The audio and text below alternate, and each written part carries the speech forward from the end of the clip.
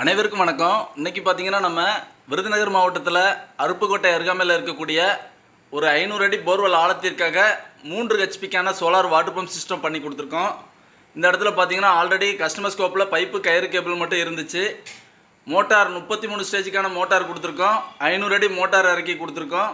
இந்த இடத்துல ஒரு 3 ஹெச்பிக்கான சோலார் பேனல் 3.3 கிலோவாட்டுக்கு பயன்படுத்தியிருக்கோம். வழக்கம் போல் 8 அடி உயரம் கொண்டதான ஜிஎஸ் ஸ்ட்ரக்சர் அமைச்சு அதுக்கு மேலே சோலார் பேனல் மவுண்ட் பண்ணி கொடுத்துருக்கோம். நல்ல ஃபோர்ஸான டெலிவரி. ரொம்ப குறைவான சூரிய ஒளி வெளிச்சமே இருந்தால் கூட போதும். ஒரு நாளைக்கு கிட்டத்தட்ட குறைஞ்சபட்சம் 8 மணி நேரம், அதிகபட்சம் 10 மணி நேரம் நம்ம சோலாரில் தண்ணி எடுத்துக்கொள்ள முடியும். விவசாய இடத்துல நாங்கள் அமைச்சு கொடுக்குறதான எங்களோட மோட்டாருக்கு 3 வருஷம் ரீப்ளேஸ்மெண்ட் வாரண்டியோட பண்ணி கொடுக்குறோம். அதே மாதிரி மொபைல் மூலமாக மோட்டார் ஆன் ஆஃப் செய்ய முடியும். அது மட்டும் இல்லாமல் தண்ணி இல்லாமல் எம்டி மோட்டார் ஓடுது அப்படின்னு சொன்னால் ஆட்டோமேட்டிக்காக கட் ஆஃப் ஆகக்கூடிய சிஸ்டமும் எங்களோட கண்ட்ரோலரில் இருக்குது.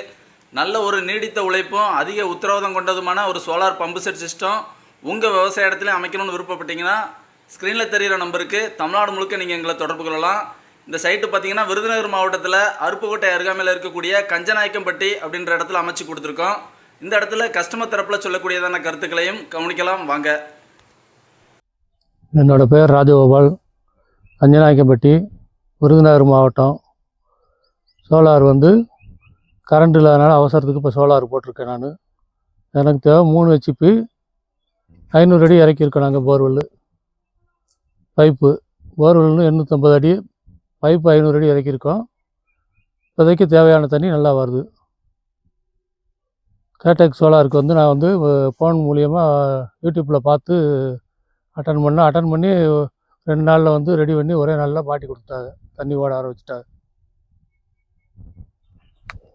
எனக்கு இப்போதைக்கு வர்ற தண்ணி திருப்தியான தண்ணி தான். விவசாயிகள் இதை நம்பி எல்லோரும் போடலாம்.